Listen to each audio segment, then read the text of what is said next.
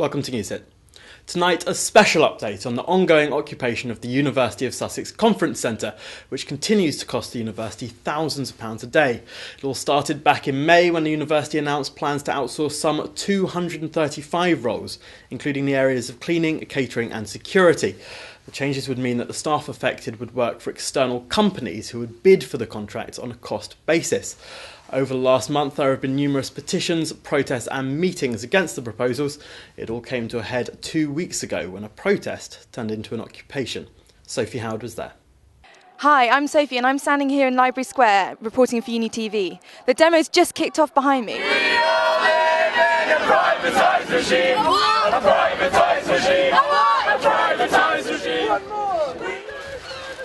We say organise. Privatise. Organise. Privatise. Organise. It's really simple. We're not going to take it. We're not having our services privatised. This campus isn't going to be disintegrated and dismantled into consumers and providers. This is education. This is an educational community. I am one of the 235 staff. I work in estates.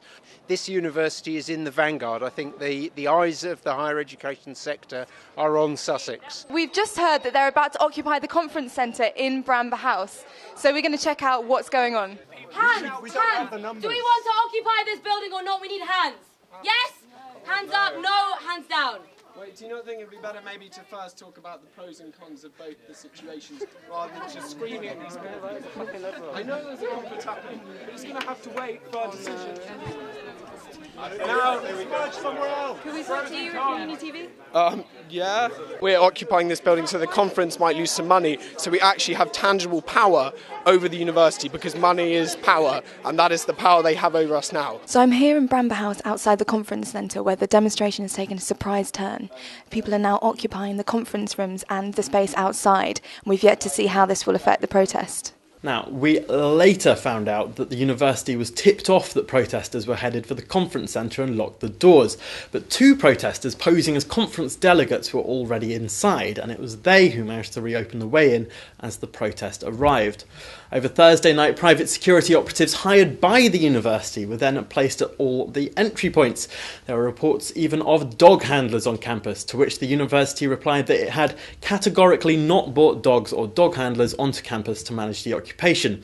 However, the Badger newspaper was then able to reveal that dog handlers were spotted near and around the Bramber House occupation, seemingly contradicting the university's initial statement.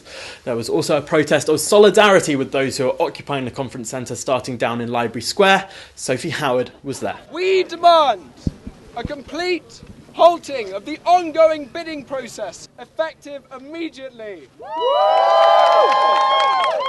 It's the second day of protests now on Sussex campus, and we've yet to hear whether this will mean a second wave of occupations today. The occupation has received national media coverage, including The Guardian, The Independent, the front page of the Argus, and on BBC News, who used our footage without asking us. There have also been messages of solidarity pouring in from across the world, including supporters such as Noam Chomsky, who will address the occupation in March. Michael Rosen and Billy Bragg have also added their names alongside comedian Frankie Boyle, who tweeted, "Sussex's students currently in occupation against privatisation of uni services. I got a blowjob during an occupation there." BAFTA and Oscar winner Peter Capaldi has also added his name to the list of supporters. I spoke to him earlier. Hi Paul, this is Peter here with some words of support for the Sussex University occupiers. Thanks for joining us. So tell me, what was it that prompted you to put your name on the occupiers supporters list? I support the anti-privatisation movement because the auctioning off of publicly funded resources to private businesses who will profit from it is a misuse of taxpayers' money. We pay taxes for education. We deserve an education system that has higher aims than turning a profit. And do you think this is part of a wider issue found in Britain, particularly under the coalition government? Yeah. I grew up in a time when the government gave grants for higher education. I wouldn't have my career if it weren't for getting the chance to go to college. Publicly funded education is something we should be building in our society, not dismantling. Okay, Paul. Bye-bye. Now back to Sophie with details of what went on over the weekend. On Saturday afternoon, another demonstration took place which resulted in another attempt to storm Bramber House. Unfortunately, in the process, a pane of glass was shattered, which led to one member of security staff and one student protester being injured. One of our guys is cut. One of your guys is cut. No one should have got cut. No one should have got hurt. We have heard that everybody involved is not in a serious condition. It is now day 5 of the anti-privatisation protests on the Sussex campus.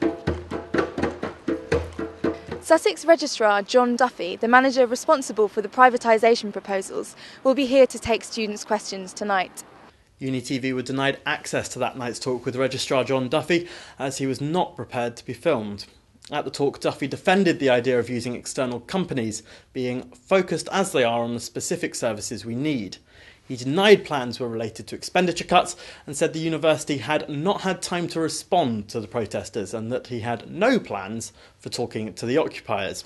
However, on Tuesday 12th, we saw a university attempt to negotiate with the occupiers.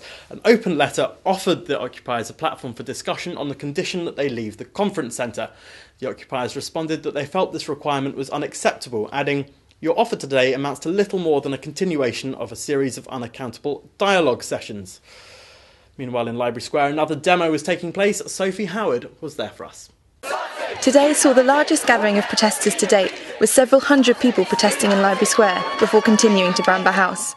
Speakers included Students' Union President Kelly McBride and comedian Mark Steele. There are some people who are continuing to make a fortune to make themselves even richer at the expense of the poor.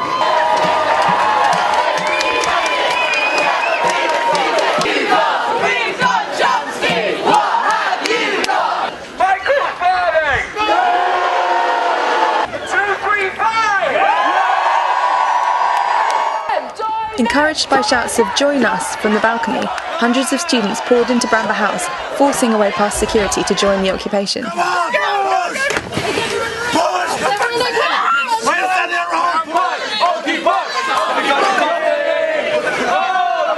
Today's protest, which began in Library Square, has resulted in another occupation of Bramber House. This time, many more people have stormed in. Since the demonstration, an unconfirmed authority gave an order for security staff to open access to the conference centre for supporters to come and go. And Students' Union President Kelly McBride received confirmation that free access would be allowed to all. Writing on Thursday 14th, Vice-Chancellor Michael Farthing seemed to infer that he expected the Students' Union to foot much of the cost of the occupation, alongside cuts to school budgets. He also highlighted a possible hypocrisy that despite the Students' Union officially opposing privatisation, many of their services are already outsourced. Occupy Sussex have launched a new mode of protest in the form of a communication blockade. Hundreds of emails have been sent out and phone calls made daily to 4 of the top figures in university management. On social media, members of the Occupy Sussex movement have said, "A communication blockade is an effective way of getting the management's attention and of interfering with their day-to-day work." It also alerts them to the multitude of people who share the values of the anti-privatisation movement at Sussex. So far, the communication blockade has resulted in 2 of Michael Farthing's numbers being unplugged, John Duffy's number being changed, and an automatic answer phone reply being placed on another number. What new method the protesters will embark on next remains to be seen. This is Sophie Howard reporting for UniTV. As well as a series of further demonstrations, open mic nights and lectures, the occupiers have enjoyed talks from Green MP Caroline Lucas, author Will Self, and comedian Josie Long. That's it from this NewsHit special update. The occupation and the protests are ongoing, and the question that is now on everyone's lips is for how much longer. Some speculation suggests that it could continue until the summer. UniTV will continue to update you with any developments, but for now, it's goodbye from NewsHit.